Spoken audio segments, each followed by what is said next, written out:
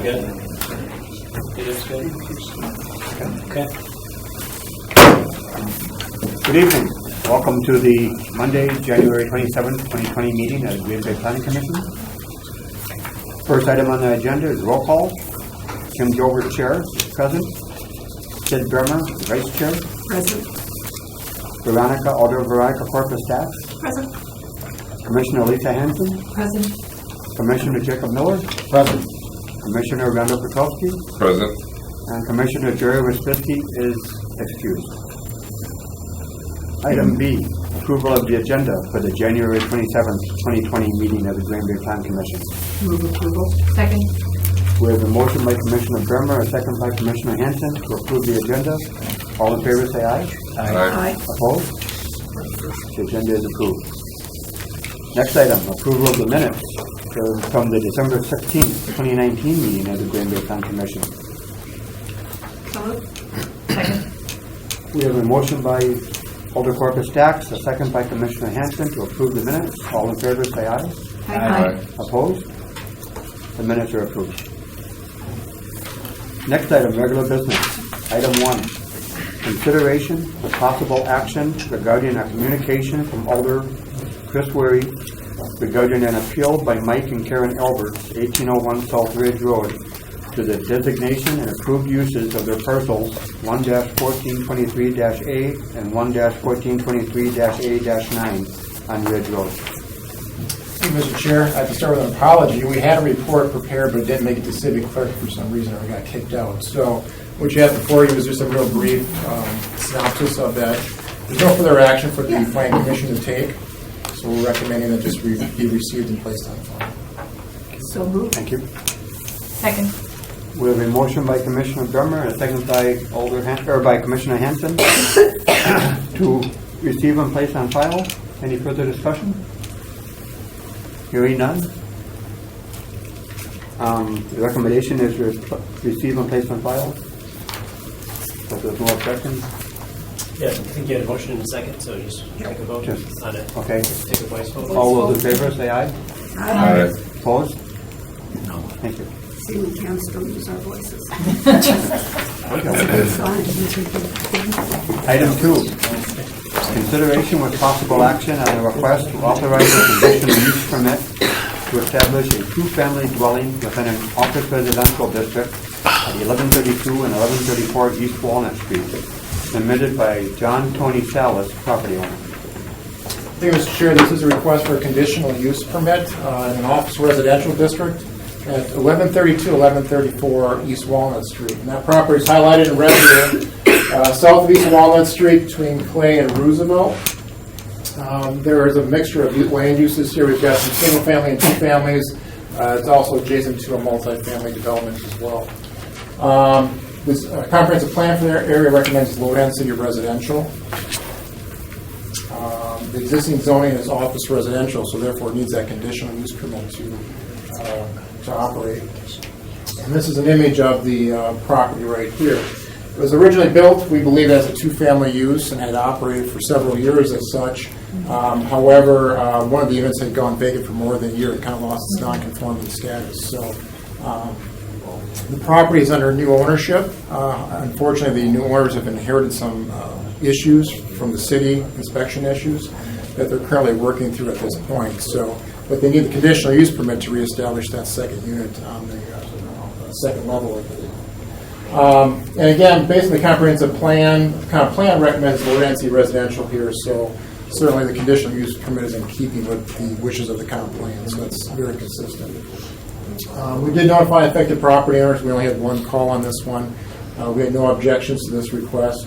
So the staff is recommending approval of the request with two conditions: meeting the basic regulations of the city code, not covered under conditional use permit, and then those violations that are outstanding would have to be complied with. And again, they're working with our inspectors at this point on those violations. I have something to say whenever I get a chance. Okay. Okay, thank you. Yep. Is there any discussion among staff? Move to open the floor. Second. We have a motion by Commissioner Petrowski, a second by Commissioner Miller to open the floor for public speaking? All those in favor say aye. Aye. Opposed? Does anybody wish to speak on this? Would you please come up to the podium? State your name and address for the record, please.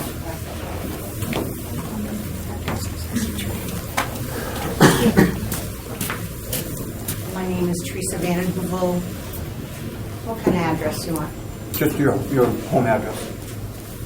Okay. It's in Swamico. Okay, that's fine. Okay. 2568 Longtail Beach Lane, Swamico.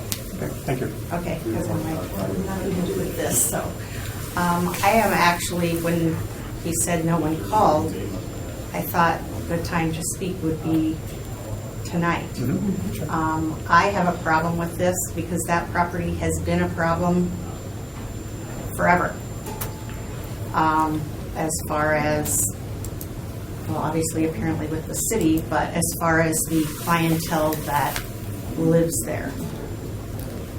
So if they need permission to have it go back to a two-bedroom, a two-family, I'm against that. Because it's easier to have a problem with just one tenant next door as opposed to two. Okay. I guess that's it. But I mean, I would say police records, I can't even imagine how many times I've had to call regarding that situation. Same, well, obviously the same with the property that I think the city took over at one point, the greenhouse from across the street. Same situation. So constant problems, that's why I'm looking to leave it at a single family.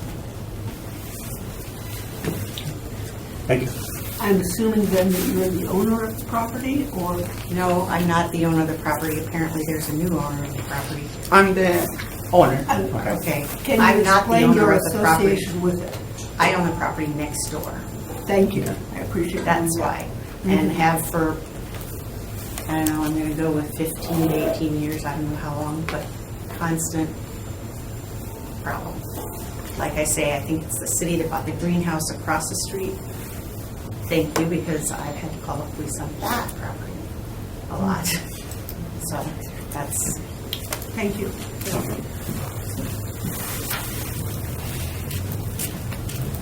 Would anybody else like to speak on this item? Okay, thank you. We can close the floor. Motion to close the floor.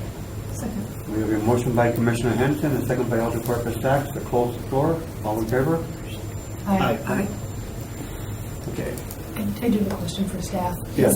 Is the property, since it lost its grandfathering clause, I'm assuming the property is 100% vacant right now?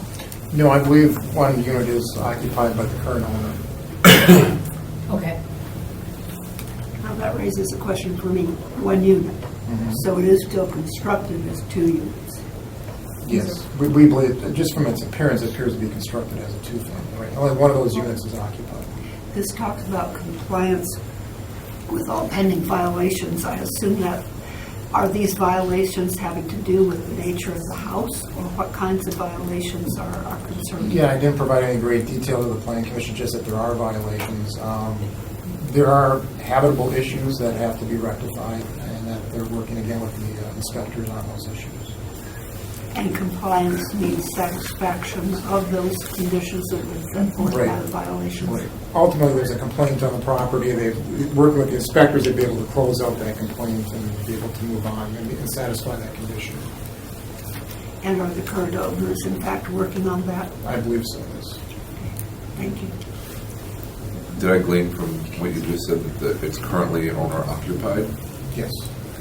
Do you know when the current owner took possession of the property approximately? I do not. I believe the applicant is here. You can ask them directly. Okay. Guess we'd have to reopen the floor for that. Yes. Yeah. I move to reopen the floor. Second. Okay, we have a motion by Commissioner Petrowski, a second by Commissioner Berman to reopen the floor. All in favor? Aye. Opposed? Okay. Sir, would you come up to the podium, please? Yes. And state your name and address for the record? Yes. My name is John Tony Salas, and I live in 1134 East Walnut Street, Greenville, Wisconsin. Thank you. And you own the property as well as reside there, is that correct? Yes, And how long have you owned the property? 3 months ago. 3 months? Yes. Okay, and how long have you resided in the property? It's just I have a problem now. It's just I don't speak English very fluent, Sure. and I'm learning. Somebody here can trust. I would be willing to help. Yeah, can somebody help me with the translation? Sí, yo te puedo ayudar. Okay, que- gracias. Ajá. Do you need me to come up or can I do? Yeah, we probably should put his name on. Yeah, Name what is address your on name? record. My name is David Rodriguez, 2521 Manitowoc Road. Thank you. Thank you. You can go up there with them. Okay. We don't know each other. Even better. Nada. Okay. ¿Cuál es la pregunta? Can you restate the question that you? Sure, how long has he lived in the property? ¿Cuánto tiempo has vivido en la? 3 meses. hace 3 meses. So he has lived there all 3 months Okay. since he purchased. Have the police been to his property at all since he's taken possession? ¿Han habido llamadas a la policía desde que No. usted ha estado ahí? No. Okay. That's actually the only question I have. Anyone else? So to put it another way, have any of the violations occurred since you have owned and lived at the property? Algunas de las violaciones que están en la propiedad han sucedido mientras que usted ha vivido allí. No. No. Gracias. So all the violations were pre-existing and you're attempting to rectify them. Entonces, usted eso ya existía antes de que usted Sí, llegara y y quiere. estoy trabajando en todo eso. Yeah, Desde que llegué a mi he's casa. working estoy on trabajando. fixing that since he's purchased the property. Thank you. Anybody else? Do you, this is a little bit vague of a question, but do you intend to continue to live at the property after, even if we were to approve this? ¿Su plan es de seguir viviendo en la propiedad si aprueban de...? Sí, mis planes son vivir en la parte de abajo y rentar la parte de arriba. His plans are to live downstairs and rent the upstairs, if it's approved. Okay. Thank you. Thank you. Thank you. Thank you so much.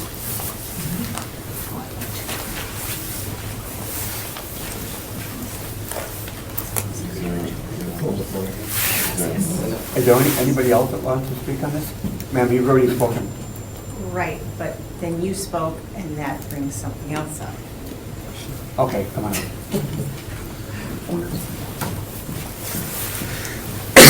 want me to say my name and that again? No, it's not necessary. Okay. When you talked about, not you specifically, I don't know names or whatever, but about you believe the property was a two-family by the way it looks. I would like to know, has anybody looked in it, and was it a two-family? Because as we know, just because it looks like a two-family now does not mean it always was a two-family. It's, the city assessor has it as a two-family use, I think. Looking at the image, I think the side-by-side duplex, there's a lower and an upper address. I've not been in the structure, our inspectors have been in there, so it was formerly used as a two-family use, so their attempt here is to reestablish one of those acres. Just pulling up the notes from our Eclipse system, and our inspectors have been in it, and it is a two-unit. There's a lower and an upper in it. So our inspectors have been through and noted that. In terms of the outstanding orders, yeah, they have to do with some of the habitability, and also the CUP is noted on here for having that second unit rented out. So yes, it is a two-unit. Okay, Thanks. thank you. Thanks. Can I say something? Yes. I need to.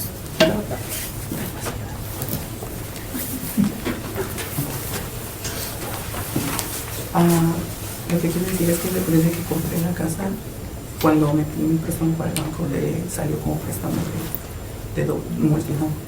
Y tuve que hacer un curso para poder adquirir esa propiedad y el banco me pudiera dar el préstamo. He says that when he filed for the loan to get the property, it was listed as a Multihome. multi-home property, and he had to go through some classes, I think, I don't know what exactly. Y la luz y la agua están los bienes And por there's separado. separate bills for the electric and the water for the two So, different cuando ones. llegué a la casa había muchos problemas y la agua estaba, bueno, se... Yeah. So there were liens on the property, I think he meant, and Yeah. that he's working on those. And so I think some of the utilities were cut off and things. So, entonces desde que la compré estaba como alistada porque es la pregunta que ella hizo, ¿no? So he's just saying that he would like it to remain as a multi-home because that's how it was listed and that's how he purchased.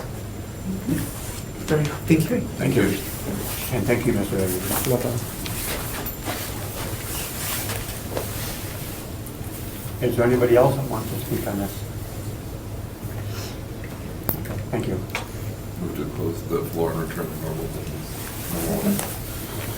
We have a motion by Commissioner Petrowski, a second by Commissioner Hanson to close the floor and return to regular order of business. All in favor, say aye. Aye. Opposed? Okay. I do, Yes. I mean, as far as the grandfathering laws, I mean, it's my understanding it was at one point a single family some time ago, and it got switched to a two-family, that's why it's losing. We didn't do the research that far back. Okay. It might be tough to discover for that as well. Again, just from the appearance of the structure and our inspectors being in there, they call it a two-family. It's non-conforming because it doesn't meet the zoning district that it's in. So we know that one of those units was vacant for more than a year, maybe well over a year, so that's why it's kind of triggered this process. So that's why it's back before you. Well, and I think, and I don't know if this is something that realtors aren't aware of, but nobody ever says anything to clients when they see a unit is vacant, that, oh, by the way, you're gonna have to go through the city to get that back so that you can have that conditional use permit. And I know too that there's no way, unless you call the city directly, to know whether a house is in violation, because I've bought two properties that were that were in violation. Sure. One I found out 2 weeks after we closed. The other one, because I had that experience, I was able to call ahead of time, and it was before. But Right. there's like no fail-safe, so people who are buying these properties are getting stuck with these violations, not knowing that they're in violation, and then not knowing that they can't use it as a two-family. Agreed. Right. Yeah, I wish they would call us. We'd give them all the information we could about the property. That's public. I'm not hearing any concerns about the structure itself and its appropriateness, either in location or in construction, as a two-family structure. So I move agreement with the staff's recommendation that we approve this request. Second. Yeah, I also, because it apparently has been a two-family in the past, and they're just looking to reestablish that. And also the fact that the owner is going to be on site occupying it is a huge advantage to them. So I also am going to support this recommendation. And that was a motion, correct? That was a motion. Did we get a second? I did. We did get a Yes, second. good. Okay, so we have a motion and a second to approve the recommendation. Motion was made by Commissioner Brenner, second by Commissioner Hanson. Is there any further discussion? Hearing none, I believe I can ask you to cast your vote. Yes.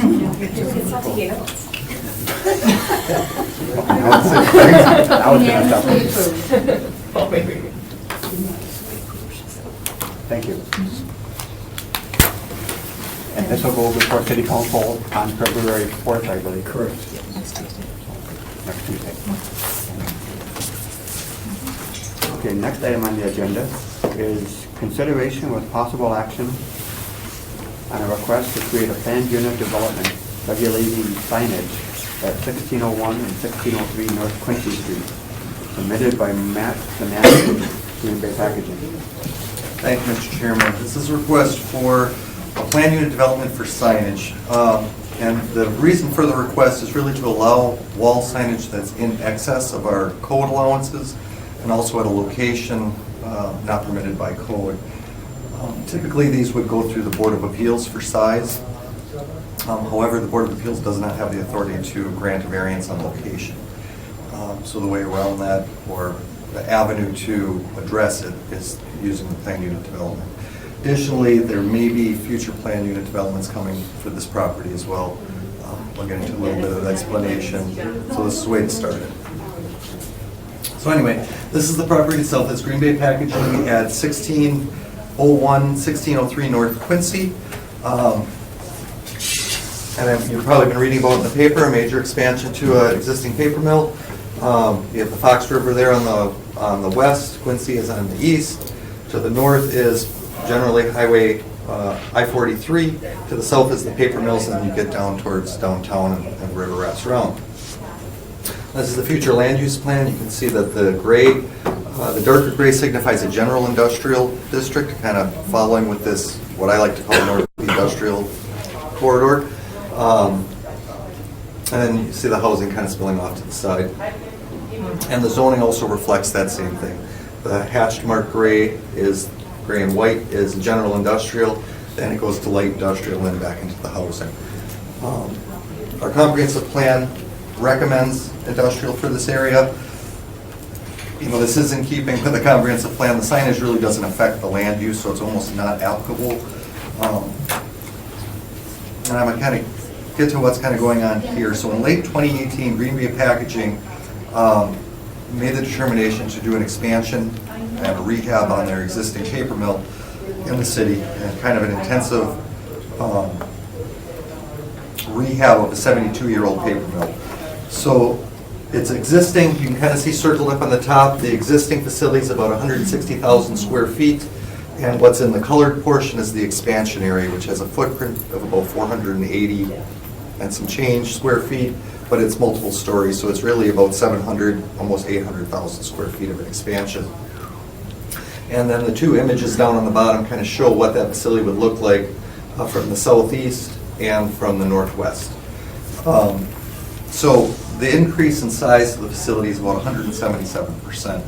I'm just saying all that to put it into context with the request. So as the expansion plans all came into place, the petitioners or the property owners, business owners, determined they really wanted some visibility from I-43. I-43, I'll go back, look at this shot. So I-43 is obviously the highway to the north. It's going to be your main connection to the paper mill in this area. From the west, they would get off on Webster and go down probably Radisson down to Quincy. And so they started putting plans together to do a signage package.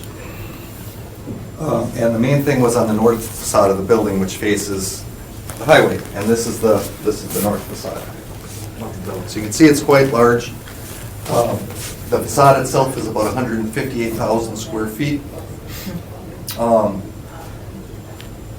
me see if I have another one. So the signage they wanted to put on is sort of that Green Bay Packaging, the logo. At night it would be backlit, and that elevation is the actual size of the sign that's being proposed on the structure itself. The picture on the top is a view of the site, and that's the existing mill there from I-43, so there'd be a larger structure there. But I kind of wanted to give you perspective. So their request is for a sign, a wall sign on the north facade that's 5,000, a little over 5,000 square feet in the area, which sounds at first blush to be gigantuan. Our sign code allows up to 200 square feet per sign, and 400 for the whole site. And also, we only allow signage on facades that front a right-of-way. So again, as I go back, the only right-of-way that the facility fronts is Quincy. Considerable amount of frontage, about 500 feet of frontage. But to the north is a treatment plant for one of the other paper mills to the south, and that's about 850 feet from the highway itself. So if you followed our regulations at 200 square feet maximum for that facade, that would be 0.12% of the facade area. Petitioners felt and staff did agree that that would be probably ineffectual to be visible from that vantage point, which again is a viable vantage point, being that it is an access way. At 5,200 square feet, it's 5,280 square feet. It is 3.3% of that facade area, which is pretty low. So this is kind of a unique situation. The building is very, very large, not very visible from where it needs to be visible from. And so staff is supporting this plan unit development. It only addresses the signage on the building facades, allows up to 5% of any facade. So the north and south facades are going to be about 160,000 square feet. I think the east and west are going to be between 20 and 30,000 square feet. One faces the river, obviously, and one faces Quincy. So we don't feel that it's out of place, that it'll be obtrusive, or have a negative impact on the industrial area or the city as a whole. We are recommending of approval, subject to the planned unit development that you have in your packet. And I guess the only other point that I would make is any of the ground signage, ground-mounted signage, would follow the regular general industrial district. So you won't see any giant pole signs or anything like that. This is only for the wall signage. And with that, we are recommending approval. Thank you. That's it? Yes. Thank you very much, David. The image there, particularly the north elevation image, makes very clear how nicely that sign fits into the shape of the building. My only concern is with precedent. Are we setting a precedent of the 5% that would apply to other buildings as well? Is that reason for concern? Well, 5% of any building facade is pretty small.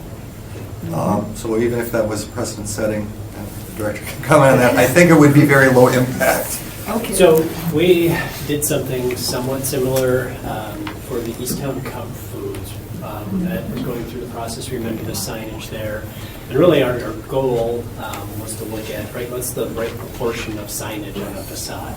And here, obviously, right, I mean, by going by a real number, it's minuscule in terms of, like, there's no impact. So what we looked at is the Easttown Cub Foods, we looked at, that was a commercial building. Those facades were limited to 10 to 15% of the facade. And then in here, when we looked up and said, right, started crunching the numbers, saying, look, even at down to 5%, it's going to be still a pretty big number, and it does fit within those parameters. So I think in terms of that threshold, I mean, yes, I'd love to see another building this size sitting, right? I'm a tenure here, but you know, in terms of the size and scale, that 5% is a very low, I think, threshold in terms of. We've talked, I think one of our goals is to be, we have the sign code as a whole in terms of just, you know, having signs be appropriate to the buildings in which they're located, and sometimes that maximum square footage doesn't always accomplish that, and so to have it proportional as facades get bigger, okay, signs could be bigger because they're generally, you know, more regional buildings in nature. So it's one of those things that we're going to work on long term. Didn't feel we wanted to hold up this particular project, and so that's why we went, I think, with probably the most conservative option we had, and in terms of that 5% threshold. Well, thank you both. Thank you. Any further discussion? The building's half built now, isn't it? Or in the process? It's in the process of We being always built, count yep. how many cranes there are, usually 7 to 9 when we go over the bridge, so. Yeah, it's pretty impressive what's going on up there. But the sign takes a lot of lag time. That size of sign takes a while to order, process, get delivered here. So, Yeah, if you would like to see kind of an example of what they're doing in this building, we do have a similar type sign on the box plant across the street. So you can see just kind of the channel lettering and the backlighting on it. So you get a good example of what they're doing. And again, we're really pleased with that's what they're offering here as well. Thank you. Is there anybody present that would like to speak on this item? Okay, thank you. Any further discussion? Move to approve. Second.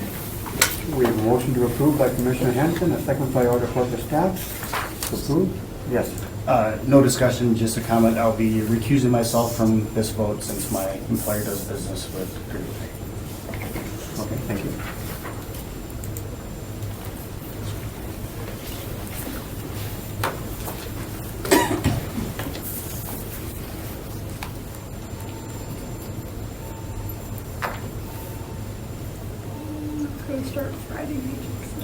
That's going to be in question 1,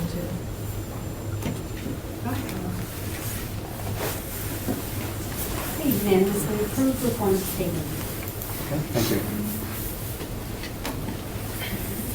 Next item, consideration with possible action on a request to close and vacate portions of Acme Street and Warren Street, submitted by Bob Mott, Mach 4 Engineers. Thank you. A little background on this. We've seen this before a few times. This is University Avenue in Henry. This is where Green Bay Dress Beef is. So in, I think, 2015, we went through with a comp plan amendment for the properties along Henry, and now they're coming through with an expansion to their plant in this area. So Paul will be coming through with, I think, a PUD or a rezoning PUD, yeah. at our next meeting. But they're starting some of the infrastructure stuff now. So there are a lot of conditions on this because there are a lot of moving pieces with the site plan that they've submitted. But I'm hoping that I can get through all of this without missing something. So what they're proposing is a partial closure and a partial vacation for both Acme, which is here, and Lawrence, which is here. So their facility is down here on this parcel. So I'm going to start over here with Acme Street. So the closure area impacts a couple different parcels. Everything that's outlined in the green is what they own. So we don't have to worry about the impact there because it's their property. They'll have access. Anything that's outlined in pink is something that is owned currently by another person. So this parcel here is addressed and has access off University, but it also has an access point off of this closure area to Acme. So we have a condition that they have to have access as part of that maintenance agreement that we're going to have for that. I don't know that this is as big of an issue considering that they do most of their access off of University, but because it exists now, we want them to be able to maintain that. And then for the vacation area, that's completely surrounded by their property, so that would be no problem. That right-of-way would be removed, and then this would just become part of the parcel here. So Acme's a little bit more simple. When it comes over to Lawrence, the closure area has another parcel that's affected. Again, access and addressing is off of University, so this would just be part of the agreement that they have to have an access agreement with them. This parcel is owned by American Foods Group. This parcel here is in both the closure and the vacation area currently. What they're proposing is that they either have or are purchasing this property, and then they're going to extend this property line and do some sort of a property swap with one of the owners up here, so that way they can have this straight property line across to this closure area. But right now, I mean, when I did the staff report, this was still owned by somebody else. So with the assumption that that may not change, we have conditions about both portions of this, that the closure would still be able to go through if they don't have that property proof by the time of the final reading on council. But the vacation would not be allowed. Same with this parcel here. This was owned by somebody else. I believe that they're in the process of purchasing it. But if that doesn't go through, then we would deny this portion of the vacation because we'd be denying access to this parcel. So I think all 5 of my conditions are it's either a maintenance agreement or some sort of access agreement for the vacations and the closures due to these parcels not being owned by Green Bay Dress Beef. From what I understand, and the applicant can maybe speak to this, is these parcels are both supposed to be picked up by the time that this gets finalized, and then in that case, this won't matter at all. We would just have to get the access in the closure agreements for the 2 large parcels on University. With that, there is a list from our Department of Public Works that they sent over, I think, Friday afternoon. It's long, and most of it details the types of utilities that we already have in place there, that they want protections over that, and also some things with the stormwater over in this area that they've been working through as part of their site plan.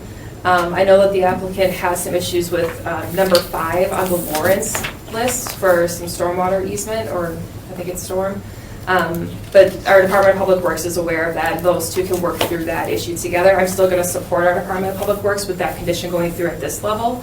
And then they'll have over 40 days to figure this out before it goes to our city council for approval. So they have plenty of time through our site plan process to work through that condition. So we can change that at council if they come to a different agreement on the width of that. So aside from that, I think I got it all. There was a lot of moving pieces with the closure and the vacation of the same application, but this should get them set up to go through that process with Paul with the zoning and then finally through site plan to do the expansion of this facility. So with that, we're recommending approval. And these were like conditions that were added, which were all the Department of Public Works ones, and then AT&T said this morning that they need easements granted for their facilities as well, which should be easy enough to do. So a lot of utility information and access information. Thank you. Any discussion?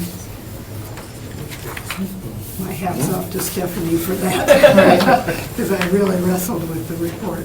Yeah, it's a lot of information, a lot of numbers. So all the parcels are, of course, parcel numbered the same. So. And of course, there's both the closure and the vacation.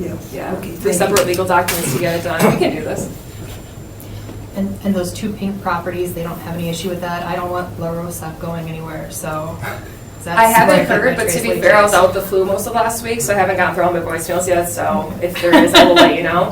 But both of these bit larger parcels are addressed in access off of University as well, but either way, they'd be protected because the closure just stops it from public traffic, but it functions the exact same way as a road does. They can't do anything to that, we just have, usually they would take care of the maintenance of that at that point with the closure, so.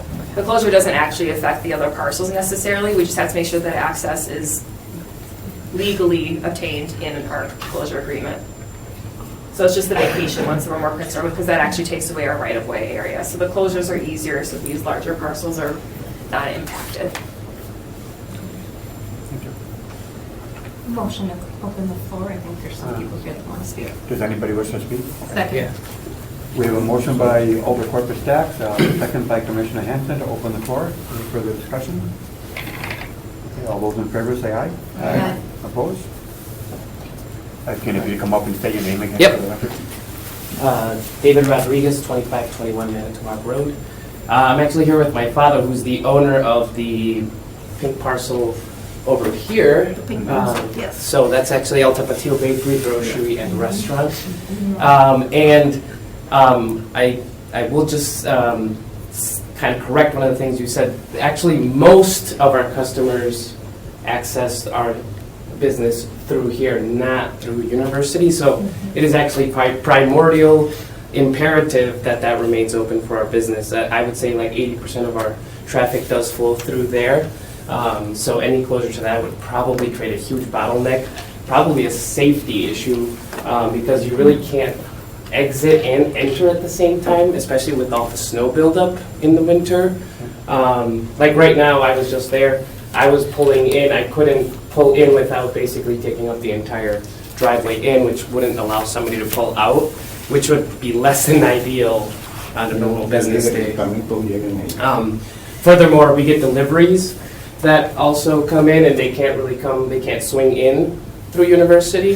They need to come down Acme, and then they back in a lot of times. So again, anything that would happen would really hamper our business to have it not be able to be accessed by delivery drivers and obviously customers. So we just wanted to make note of that because that actually is very, very, very important to us. Okay, Stephanie, could you again explain? Sure. A closure. With the closure, it closes mostly public traffic, meaning that it's not a through street anymore. Okay. Because right now, people can go into that cul-de-sac and hang out if they want to. Right. So with the vacation, they typically close the first half, so that way there's less traffic going into that private area. But with the access agreement, you can detail that it's for customer and delivery and work, whatever you want it to say we can have as a condition. So we can amend that here, or if you just want to work through that privately, that's between us. But to do the closure, it does close it to typically public traffic. But not like customers that would be coming in. Yeah. And they wouldn't take ownership right of for that area then? No, it stays a public right of way. The only thing that usually changes is that we on the city side then talk to the applicant about how they maintain it, snow plowing, that kind of stuff. Okay. That's what the closure request does, is just brings less traffic to that area. Okay. And to follow up, they are required to maintain it in case of snow conditions, for instance. Yes, so once the street is closed, either we still maintain it or they will. That's determined in that closure agreement that we have conditioned here. Okay. And you can we will make you a part of those conversations as well. They Yes. usually get mailed out to everyone who's adjacent to them. Okay. Okay. Does anybody else want to speak?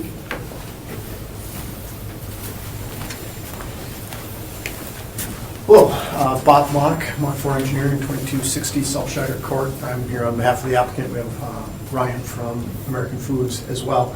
I just wanted to touch on a couple things that Stephanie said. These two parcels were under Henry Street properties. Those, I believe, will be transferring this week to Green Bay Dressed Beef, and then that switch with Thompson will be acquiring everything on both sides north of where that line is. So by the time it gets to council, that should all be taken care of. The intent on the areas that are going to be closed, those are going to stay exactly as they are. On the Acme Street side, eventually they may do something with that cul-de-sac and move maybe, where the guard location is on the south end of that cul-de-sac, that might move up to the north a little bit, just to kind of square some of that fence off, but the rest of that is all going to stay the same. on the Lawrence Street side. That area south of the line will become part of their campus as well. Stephanie mentioned the item or the exception that I was going to ask for on the storm sewer. That was the number 5 on Lawrence Street. City had requested a 40-foot wide swath through there and city construction of that. And I guess I would like to, well, what we would prefer is a 25-foot wide, because one of the things that came up in our neighborhood meetings that we've had over the last couple of days is that storm sewer that they're talking about. We're going to collect the storm sewer off of Lawrence and Acme, bring it through the property and connect to a location down on Henry that they had installed years ago with this intent. One of the conditions that came up from our neighborhood meeting is we're going to have a fairly significant wall and barrier here to separate the new facility from the neighbors across the street. So we're not going to have the 40 feet to put that in. We'll have more like 25, which for a storm sewer of this depth should be more than enough. Then the other part is we'd like to have that constructed by our on-site contractor while they're out there, just for coordination of everything else that's going to be going on the facility. So if we can have that, maybe that number 5, something that we work out with Public Works as part of the site plan, I would certainly appreciate that, so we're not bound to that 40 feet. But we do intend on having that storm sewer through there, as we had discussed and proposed with Public Works. Okay. Thank you. Any questions? Thank you. Thanks. So then I would ask Stephanie, does that sound okay? I'm fine with that. Good. Glad to hear it. Only because I think that we're so early on, and to have this condition as part of the vacation request, I'm not sure. I think it can be done in site plan review. Okay. If it's still, maybe just remove number 5 as a condition, and just say that it needs to be addressed at site plan, so that way they have more time to work out that detail. But I don't think that it needs to be tied to the vacation. So if you guys are comfortable removing it, that's okay, as long as it's determined in site plan review. So these items minus number 5 in the Lawrence Street part. I would be okay with that. Cool. But maybe with the addition stating that this will be determined before site plan. Okay. Great. I think that should cover all of our bases, all 17 of our condition bases. Easy. Yeah. This is not the most conditions I've had either. Festival Foods had way more, so. Motion to close the floor? Okay, we have a motion to close the floor by Commissioner Hanson, and second by all the corporate staff. All in favor, say aye. Aye. Opposed? Then I would like to move the approval of this with the substitution of Stephanie Zill's language for number 5 on the conditions. Second. We have a motion by Commissioner Brimmer and a second by Commissioner Hanson to approve the recommendation with the aforesaid stated condition amendments. Any further discussion? Yes, Commissioner Moore. Same as last time, I will be abstaining due to employer relationship with the applicant. Thank you. You're related to everybody. Okay, connections. Any further discussion? Okay. Hearing none, the chair would ask if we cast your vote. Did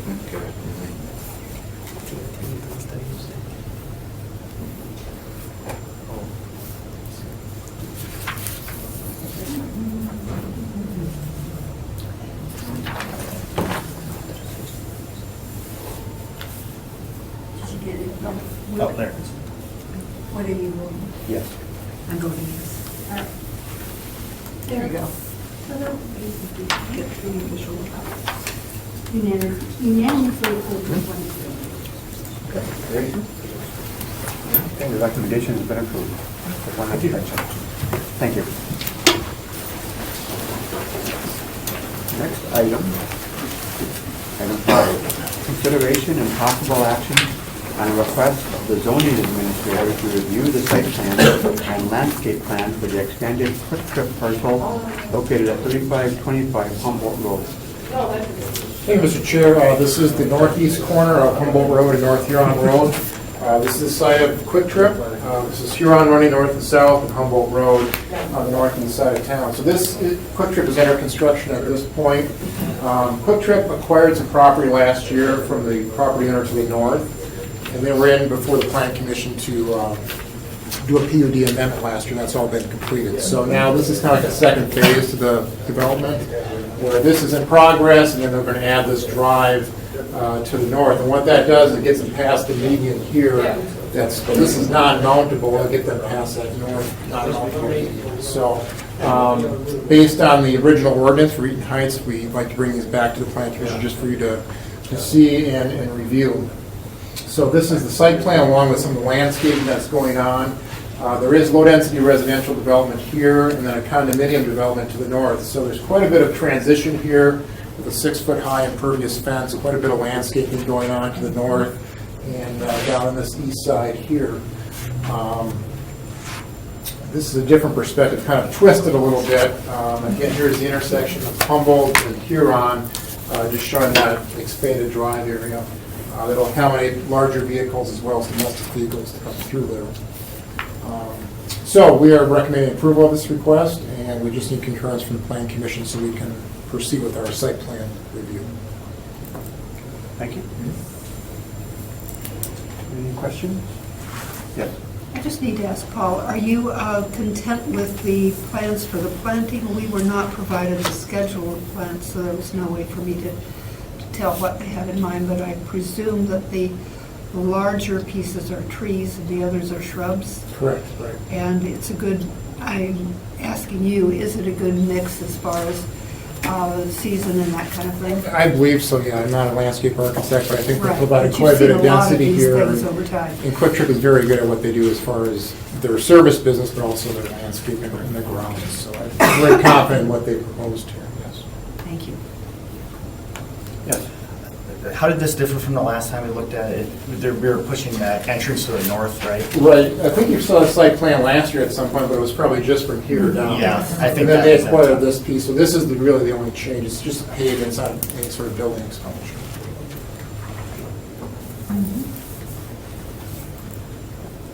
Yes. What street does that entrance to the north connect to?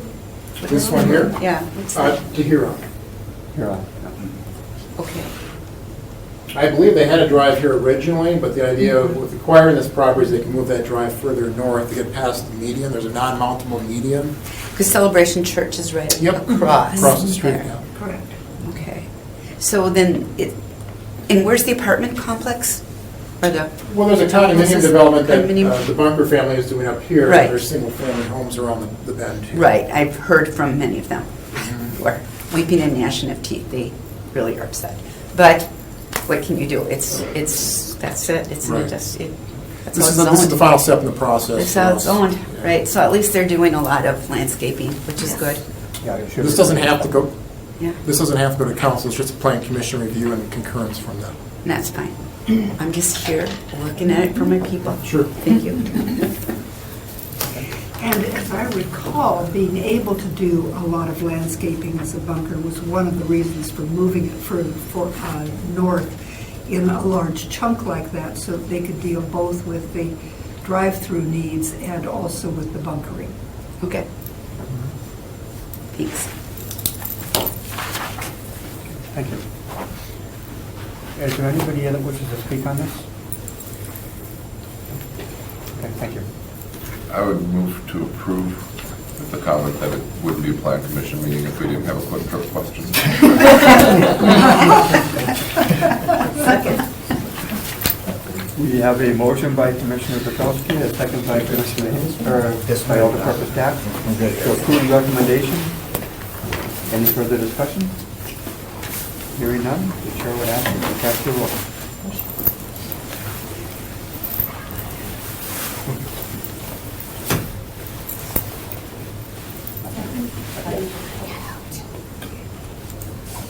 All right, unanimously approved. Thank you.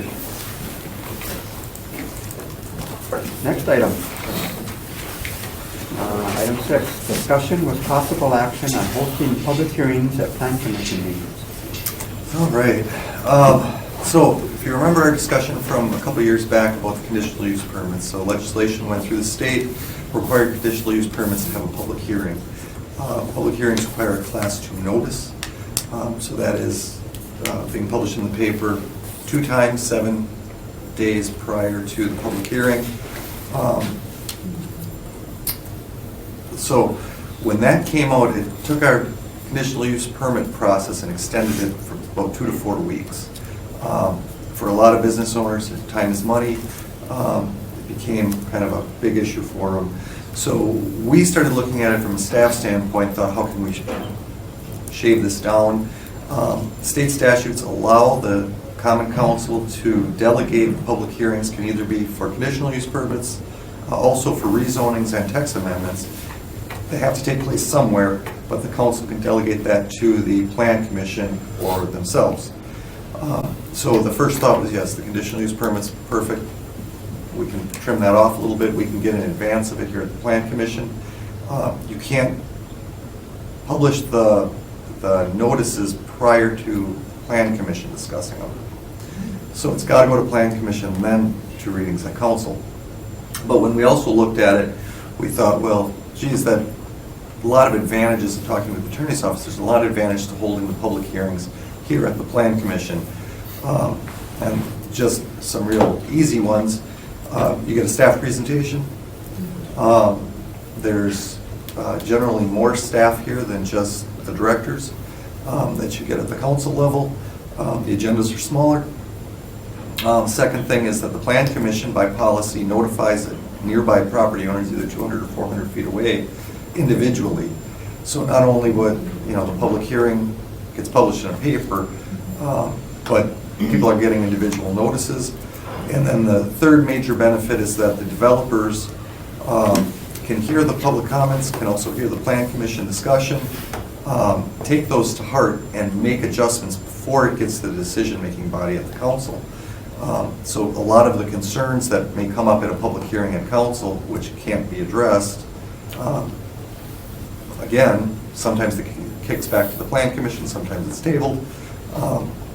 They would have the ability to address some of those before it got to council. Obviously, council's going to hear what any of those comments are. They're going to be in the minutes. Any other person can attend. So those are really kind of the major benefits of holding it here first. And I just threw these 2 time frames up to show you the difference for a conditional use permit. The other thing that kind of threw a wrench into this is the council changed the schedule this year. Yeah. So their meetings went not quite to half, but shrunk down considerably. So that even extended the 2 to 4 weeks, in some cases, 2 months. So that becomes real problematic for some people. But this is just for a conditional use permit. The timeline for rezones or text amendments is exactly the same because an ordinance has to have 2 readings at council. A conditional use permit is a resolution, it just needs to go to council once. So on the left is our current process, and if you kind of follow it all down, it's got all the steps in it, neighborhood meeting, Plan Commission meeting. You'll see the public notice comes after the Plan Commission. And it would, so if you applied in February 3rd, you wouldn't get your CUP approved until April 1st. With the change in the process, so you'll notice now the publishing starts after the application comes in. Sometimes there's a neighborhood meeting, sometimes not, but it happens before we send out the letters. This is the first entry. We would send out the letters, then you get a second entry after that into the paper. Then it would go to the Plan Commission, and then it can just go right to 2 council meetings. So in this example, I just used the next available application date. You're shaving almost a month off of the approval process or the review process. So again, staff looked at that. I mean, we're always trying to be more efficient. Time is money for a developer. Sometimes time is more money than money. And so in our minds, this was a way to really kind of help with that CUP. But then we also felt that it was wise just to also do the zone changes and the text amendments as well at the same time. So we are recommending that Plan Commission recommend to council to shift the public hearings for those 3 items to the Plan Commission instead of council. I don't have any pictures. But there's a resolution in your packet. And so we would be recommending approval of the policy change subject to the resolution, I guess. I wanted to add quickly that we would, the street vacations and official map amendments would still keep the public hearings at city council because by state statute in our code, that's what's required. So everything else that would have a public hearing through planning commission would be here except for those two items. Right. Comprehensive plan has a, amendment has a public hearing here and again at council. So, yeah, these would really be the only three that could really, that could happen. So obviously then we would have, the end result is we're going to have more public hearings here. You would, yes. With the corresponding raise in pay, I assume. Yes, I'm sure, I'm sure. And we're kind of internal discussions right now if we want those public hearings to be at the top of the agenda or the bottom of the agenda. There's kind of advantages both ways. The bottom of the agenda, the constituents hear the decisions and also hear your recommendations. So if there's conditions placed on anything, they would be able to hear that before they gave their public testimony. If it's at the beginning, you hear their public testimony and it might affect your decision. However, Plan Commission almost always opens the floor for discussion. So it's not the official, you read the official public hearing, but you essentially are taking public comment anyway. So we're kind of thinking about where that would fall on the agenda, and I don't think it's decided yet. Would staff have the ability to kind of gauge, like in case by case, it would be better to have it before or after? We could. I think we'd have the ability to adjust the, I mean, you approved the agenda at the beginning of the meeting, so Right. So it might shift. In some but cases, it might be better to do it before, in some cases, it might be better to do it after, depends on the situation maybe. Potentially, yeah. And it's important to point out too that if the council wants to pull the item from their agenda for discussion, they can do it at the council level. And even though the public hearing would happen here, the council is the only authority to approve any of those changes. So they're not losing any of their legislative power. Right. They're just really shifting that hearing time. Just kind of So- streamline it. If we had the public hearing at the end, but then we have those same agenda items in the agenda, and we'd be opening the floor, would we be doing, We'd essentially be doing the same thing except one is official. I feel There like is the not. other way though isn't any better because we've had public hearings in the beginning, and so people talk, and then we are like, okay, well, we'll get to the agenda item later. So it's kind of, Right. But a lot of Really times- decide which is a lot of times better. The public talks, not knowing, not realizing that we're going to be dealing with that later on. Yeah. Right, If we 'cause deal we with just- it first, right, that might eliminate a lot of the questions or concerns. Right. Oh, And the big difference is right. during your discussion, there can be back and forth. During public hearing, you're just taking testimony. right. So, yeah, I guess I So, could see the benefit in you know. having it after, because if the people talk during and asked questions, and we asked questions, And you might have specific conditions, so you might say, yeah, well, this condition of use, we're recommending approval, but it has to shut down at 10 o'clock. And then somebody at the public hearing at that point might say, I don't have a problem if it's down at 10, but if you have it before, they don't know that that condition is placed. right? So they would be against it during the public hearing. It's almost where- less work. If we put it at 10, right? Well, it's more, the big thing I It's already think is done. it's much more transparent and it's much more open. And the people that are here for the hearing get more notification and they know what's going on.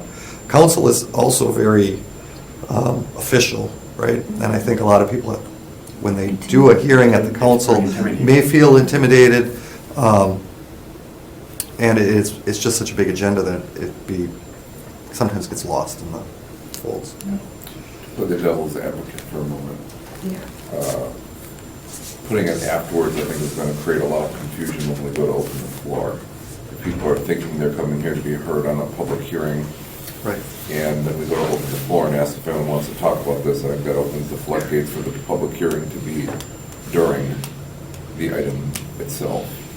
Kind of. We kind of do that now anyway. No, I know we do that Kind of now. have it now, Yeah. yes. We do a public hearing already, But just if they not, had the public hearing beforehand, they know it's already been done. Right, they've already said their Yeah. piece, then they can hear ideas about it, and then if there's a clarification or something like that, or a follow-up question during the, open floor portion.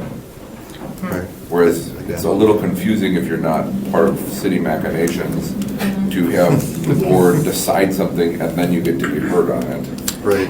I think, because I don't think that like your average citizen comprehends that we're not the final word on this. And we're just kind of making decisions about them. And then asking for their input about the decision we've already made.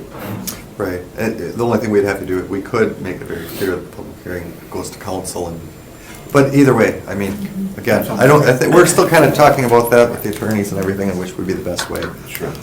But it does seem to me that there are two advantages to the public, and one is the chance for the kind of back and forth that occurs here that could resolve a lot of things that otherwise can't get resolved. And then secondly, with the public hearing at the end, which I think for exactly the reason you're talking about, Randy, needs to be introduced in a way that says, now that you have heard what we are recommending, given the earlier comments, you still have an opportunity to express either your support for or your objection to any aspect of that decision. So it gives them another crack. And that's all forwarded to the Still going before city council. Yes, exactly. But I think it would require explanation, because otherwise it sounds exactly like what you're saying. Okay, we've made our decision now. If you have anything you want to say, go ahead, but we're not going to do anything about it, right? I feel, oh, sorry, go ahead. The current process where we have the public hearing in the beginning, it just feels like, okay, thanks, and it feels strange. Like it doesn't, it feels very open-ended and like, okay, well, we don't have any, well, we'll get to that, I guess, Right, you we'll know. talk about it later. We'll talk about it later. I think We also don't have the staff report. Right, we don't have that information ahead of time. Occasionally, we have requested that before we opened it up for the public hearing, but Yeah. that's always been problematic. And it sometimes seems to me. give a very brief description of what the project is, but not get Yeah. into the minutia of it. In any event, I think moving the public hearings to plan commission meetings makes a lot of sense. It Whether we ultimately decide it's better to have it before or after the agenda item, I think moving it to the day of the plan commission, I would love to be able to see business owners' weeks of process. Right, Yeah. and with the schedule now, it could be Right. several Yeah, it months. just makes sense on many levels. How much latitude do we have as far as how the agenda process works? So for example, could we structure it, if we have an agenda item that also has a public hearing attached, that we could have the staff presentation first with some initial back and forth with the board, then have the public hearing, and then take the vote? That way, it's kind of the best of both worlds. In other words, the people are here, they get to hear the presentation, then we can hear from them, and then make our decision and vote. I'm not sure. I'd have to check with the attorneys. That seems, at that point, to get convoluted, because you're kind of doing that right now. So just when you Right. open the floor, you're taking public comment, right? Sure. But it's an actual official statute required item. That's why you do your spiel every time we have one. Sure. Not that it's a spiel, but, Right. Right. Right. Well, there's some places that structure it, they'll do, instead of having, like right now at council, right, all the public hearings are at the beginning of the meeting, and you go through and work the agenda. You can go through and structure it so you have like the public hearing as an item, and then you take it up right after it, so they're paired going through. But I think, when I've talked to the attorney a little bit, it is important to keep it statutorily as a separate item, I see. because you're not required to open the floor. Yeah. So when you're debating, you don't, if there's interested parties, you do not have to open it to interested parties here to speak. Which is why the statutes say you have to do a Right. public hearing for these items, because not everyone Yes. opens the floor. And so that's why it's good to keep it separate, just so you know that there's an item on there, like, I can speak, and I know what items I can speak on. But they could be paired They like could. that, even if there were two items that required a public hearing in a single meeting. I would very much support that. That has bothered me when we've had the public hearings before. Item 1, item 2, and then you go into the whole thing, you go back to item 1 and item 2, and by the time we get to item 2 and Which one are you back. talking about? Yeah, exactly. Yeah, you could have the item and then the public hearing right after it. Yeah, just so. Or vice versa. Or vice versa. Public Vice versa. hearing. After, as Randy suggested, the staff reported questions. Right, and there's no reason you couldn't provide a high-level staff report as part of that public hearing. Yes. piece. Ah, yeah. Yes. You know, That's you true. could I would offer them like up you to do that, during that yeah. time, so at least then the public could know, but just, yeah, I think you still have to keep that as a separate agenda item. Sure. But again, the big thing is transparency and then the time. Time is the big one. Yeah. Okay. I do have one other question, and it's the one, I think the savings in time is superb for all kinds of reasons. except of course our time. Yeah, your But- meetings are going to go longer. And I do think this gives the public both more transparency and more opportunity to express their concerns. But do they have an opportunity at all then in city council to say anything? They could request from their elected official to have the item pulled and discussed. Okay. So- Again, it's the same, council's not required Uh-huh. when an item comes up. But I don't know, and I can ask our alder, if there's ever been a time an interested party has been denied a chance to speak Not at that I'm council. aware of. Not that I remember either. I would think that might be. My 5 years here, Suicide. they will always, Critical suicide. I think that's just kind of the decorum culture, and you don't have Politically really to. hard to do. But it would be, yeah, I'm very, very surprised. So that does happen, and it happens as a matter of course. It's not unusual for that to happen. Correct, and usually, I mean, alders respect Good. each other, and if Excellent. one wants to open the floor, they open the floor. That was my only concern. I couldn't remember the protocol at the other place. Veronica's other home. So I guess with all that being said, I move to approve the proposal. And I would second it. Okay, we have a motion by Commissioner Petrowski, a second by Commissioner Brennan to approve the recommendation. Is there any further discussion? David, with that previous screen, can you add that to the packet, Sure. that comparison? Because I think it would That be helped good a lot. for alders to Yes. see what kind of time that will Yes, save. yes, yes. Right, yeah, Yes. so it's significant for the conditional uses. Yep. And like I said, I didn't go through the whole year's calendar, but this was just But that's happening to be the next one, and you Example. can see that. Okay, is there any further discussion? Maybe just one comment. I agree with everything everybody said, and I think that one thing that makes me feel better is we can always amend the agenda if we notice, get the feel that something needs to be changed on it, so I think just, it might take a couple tries for us to get exactly down, but I think overall it's a good idea, and just if we need to mix things up, we can do that. I agree. Okay. The chair would then ask that you cast your vote. Or not? Yes, right. I'm a yes. All right, unanimously approved. Thank you.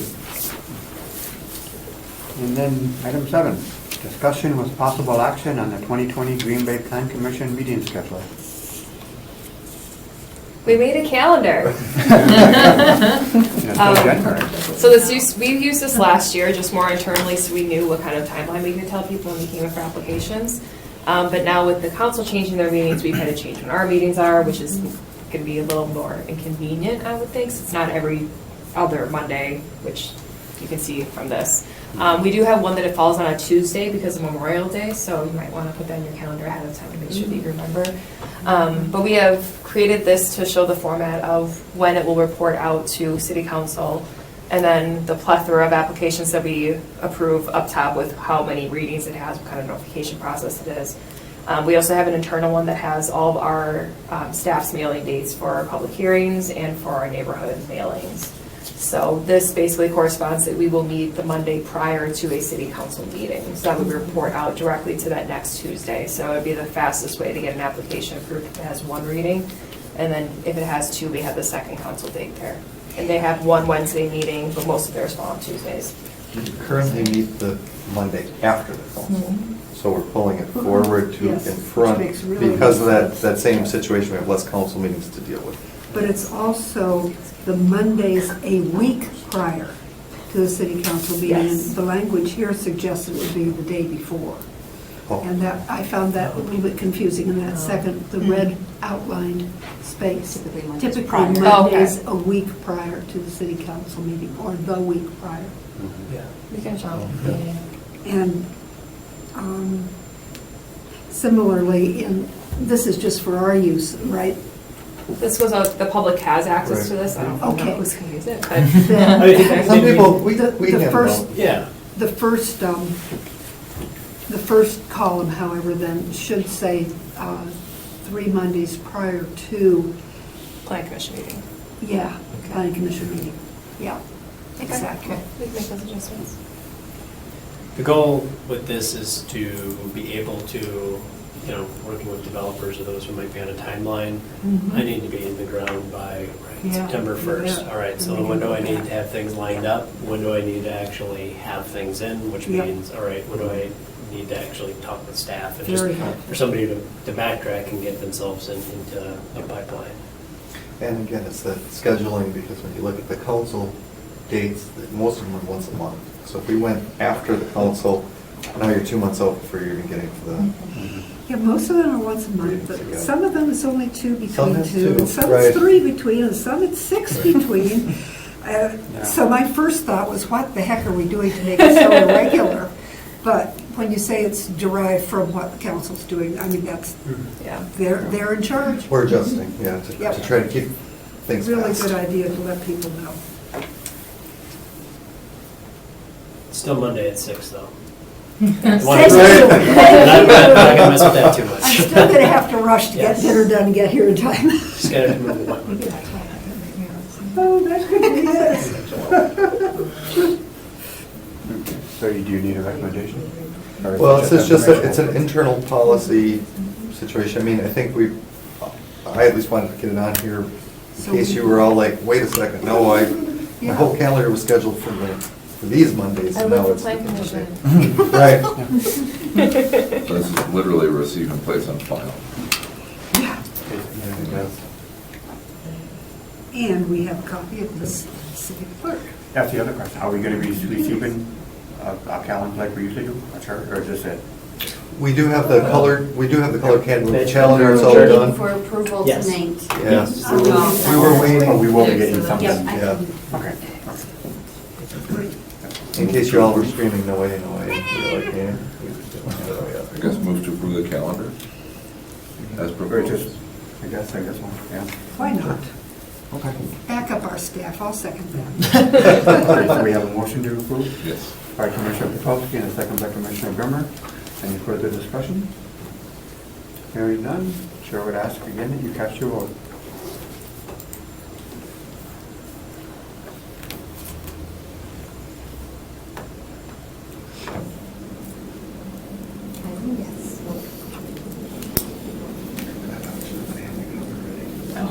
Nothing. No problem.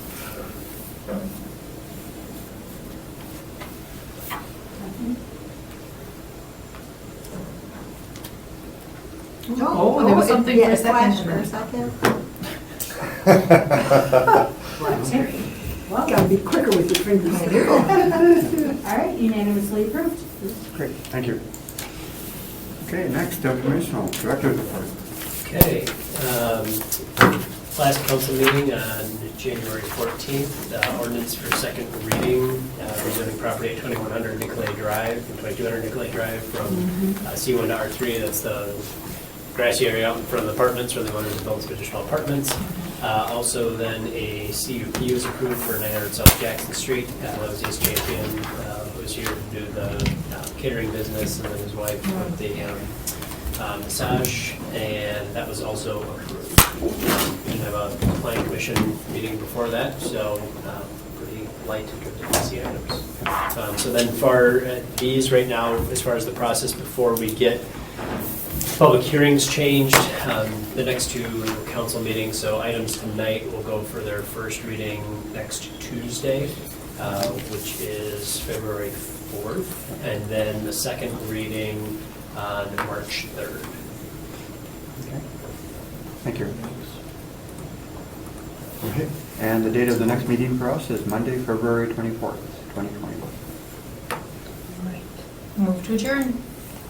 Second. We have a motion by Commissioner Henson, a second by Commissioner Petrovsky to adjourn this meeting. All in favor, say aye. Aye. Opposed? We are adjourned. See you in a couple months.